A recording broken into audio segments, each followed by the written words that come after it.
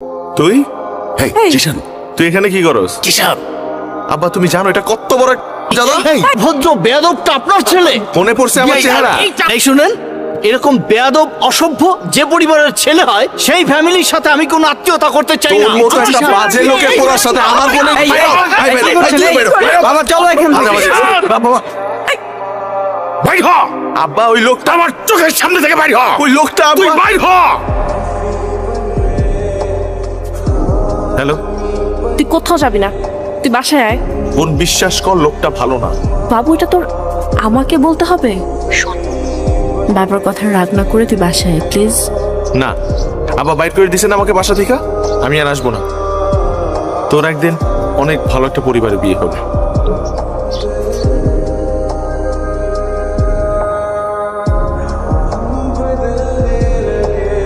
আপনার সমস্যা কি? আপনি আমার বাঁচাইলেন কেন? আপনি মরতে গেছিলেন কেন? আমার বাবা আমাকে ভালোবাসে না। জানেন সে কি করছে? সে তার হাঁটুর বয়সে একটা মেয়েকে বিয়ে করে নিয়ে আসছে। আচ্ছা বিয়ে করছে ফাইন, আমার কোনো সমস্যা নাই। সে সারাদিন এই মেয়েকে নিয়ে ঘুরে বেড়ায়। আমি কি করি না করি, নেশা করি নাকি না করি, সে কিচ্ছু কেয়ার করে না। সারাদিন তার বিজনেস, টাকা পয়সা আর তার নতুন বউ, এইটাই তার লাইফ। আমি তার একমাত্র সন্তান, তার তো কেয়ার করা উচিত। আমি কি করতেছি না করতেছি। এটা আমার তো ছেলে না? না ছেলের নাম কি আরাফ? হ্যাঁ হ্যাঁ আরাফ, কেন কি হয়েছে? এখনো কিছু হয় নাই, কিন্তু হয়ে যেতে পারে। আজকে রাতের মধ্যে আমার পাঠানো ঠিকানায় যদি 1 কোটি টাকা নিয়ে না আসেন তাহলে আপনার ছেলের ছবি দেখেই বাকিটা জীবন বাঁচতে হবে। হ্যালো, এই কত টাকা চাইছেন? 1 কোটি। 1 কোটি?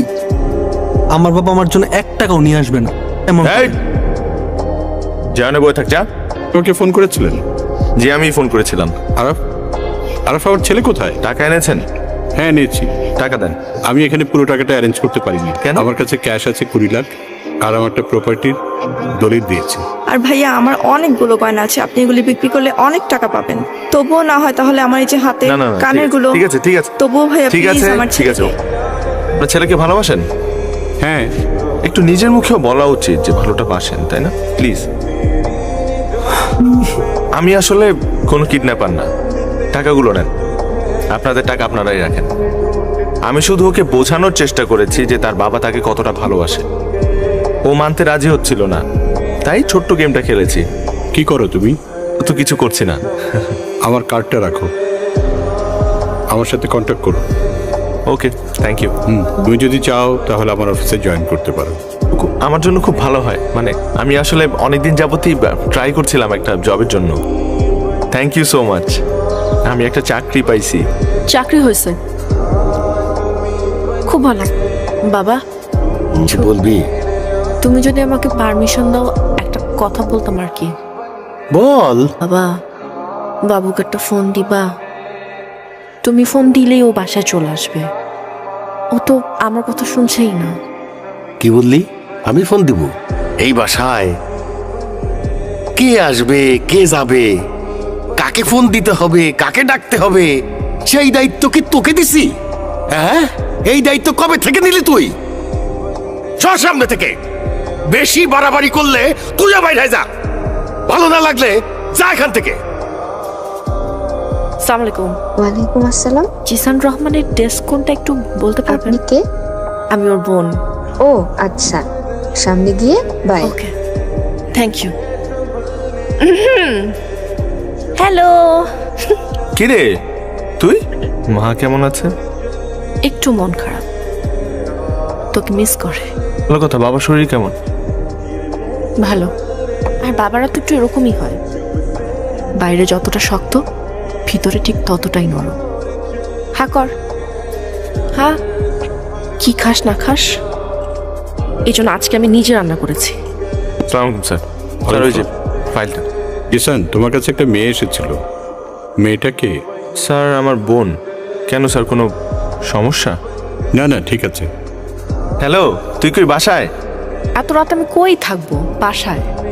আচ্ছা আমি বাসার নিচে। শোন না, একটু নিচে নাম না, একটু কাজ আছে। শোন, আব্বা আম্মা যাতে না জানে। কিসের টাকা? আমার প্রথম মাসের স্যালারি। তুই এত বড় হয়ে গেছিস।